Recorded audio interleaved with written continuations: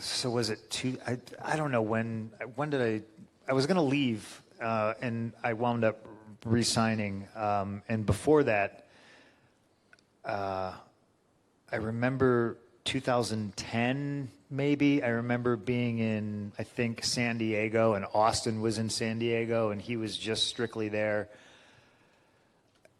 And I can't remember why he was there. And I just remember looking at him and being like, "Now what, fuck it." And I walked up to him and I go, "Hey, what are you doing?" And he's like, "What do you mean?" And I was like, "Well, you're here." I go, "I got to work a dark match after this." I go, "Do you mind coming out and just giving me a stunner? And, you know, how else are we going to send these people home?" You know what I mean? And he was like, "God damn, yeah. All right, kid." And, you know, and here's a guy, and he literally was like, I've been back here I don't know how many times, and nobody ever asked me that before, you know? And I was just like, well, why the fuck hasn't anybody asked this guy?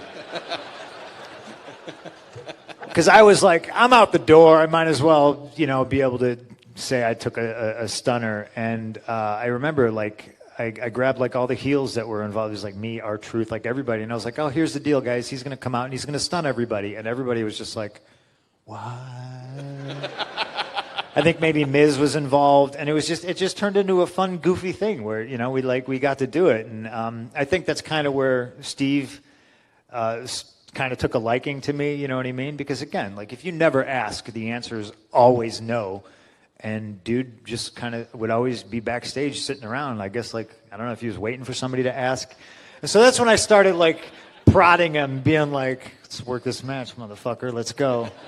You know what I mean? And I think there was a sliver in time where it was going to happen, and then you know, the next minute it didn't. But so I kind of look at myself, not that I'm of Steve Austin's caliber, but I kind of look at myself like that now, and I wonder, because I'll see people like Marty Scurll, I know has... Marty Scurll, yeah. Did I pronounce his name right? I always want to call him Skrull because I'm a Marvel Comics guy, and I know that's probably annoying to him, but he's a super nice guy.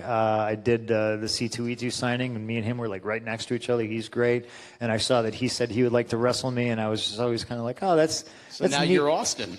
What? Now you're the Steve Austin. I mean, maybe kind of, you know, but it's interesting how that works because, like, again... I can tell you, I sit here like, I know who Will Ospreay is.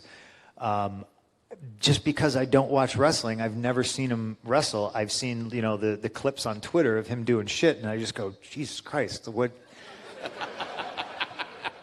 You know, like, wow, I can't, I'd be able to do something with that. I can't do that.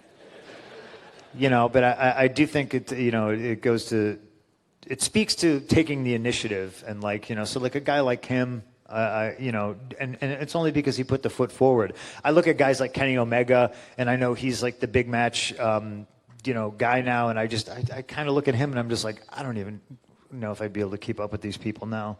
But then again, I overtrain, and I try to bike 35 miles a day, and, like, I overdo it all the time. I don't know, but there's no one